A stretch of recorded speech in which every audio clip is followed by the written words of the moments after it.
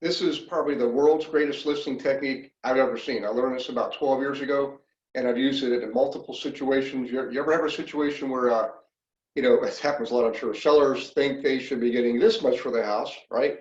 And it's probably really worth about this much, okay? You've got the data, you've got the facts and things like that. So, and how about this? How about when they come to you and say, well, here's these other houses that have sold, and of course, they're all a lot more, and therefore we think ours should sell for a lot more too. So, how about this? How about if you're in competition? Most consumers, they just go with the first realtor that crossed their path when it's time to cross their path. But some of them will certainly do due diligence and interview a couple of agents. Well, all those scenarios can be overcome with this one technique here. So check this out.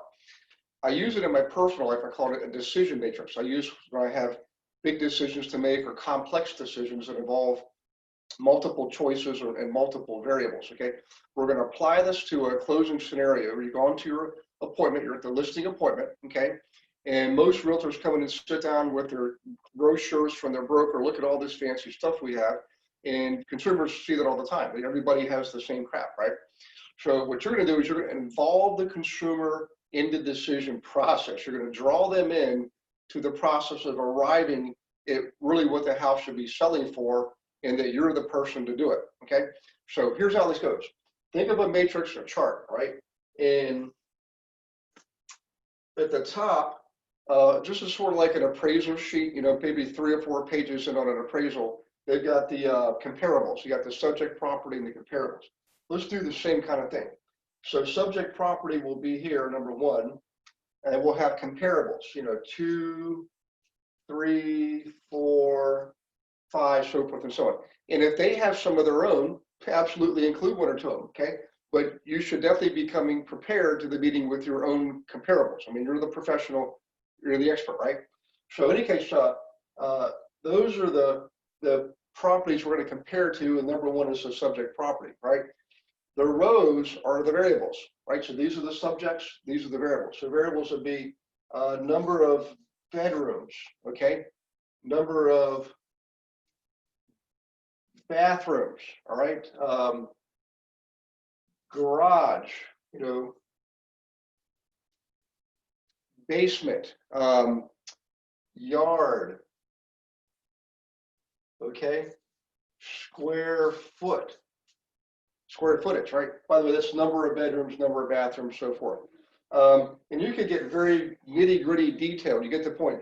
Your pool, okay? How about neighborhood, right?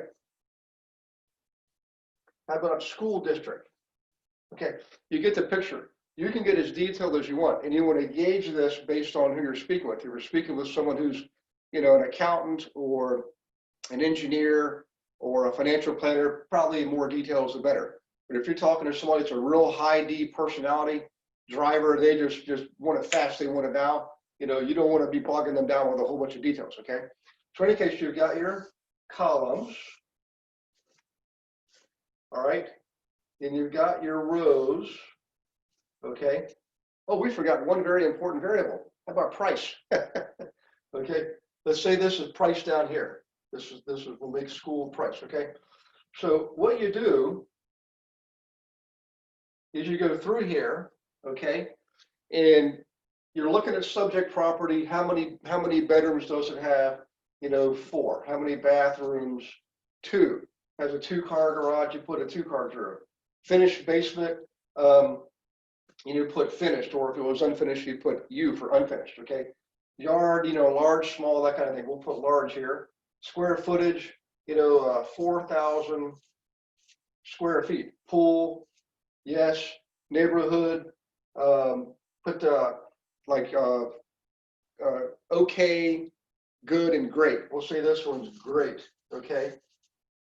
And then we'll put price down here. Of course, we'll leave this one blank for the moment. Well, as you go across, you fill in all these. This one might be a 3-bedroom. This one might be a 5-bedroom. This might have, 4 bathrooms. I mean, you fill all these in, right? Follow me so far? Fill all these in. And then what you do is as you go across, this is really what an appraiser does. An appraiser doesn't determine a value based on an average of all the other properties. He or she picks the one that's closest to your subject property, okay? At the bottom here, of course, you put all the prices. Right now, what you want to do is a sort of a process of elimination. Let's just say, okay, which one of these is least like your property? Okay, just remember this technique. You're using process of elimination. Which one is least like your property, Mr. and Mrs. Smith? Okay, and you cross that one off. That one's least like the property. Okay, and you do that and you narrow it down to the closest one. Okay, now whichever one ends up being the winner, the one's closest one, all right, clearly that price should be the price that you should be setting this one at, the subject property.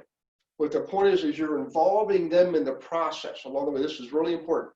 You're going to have your sheets, your listings with you, and you hand them the listings, the other properties, okay? So they're holding them.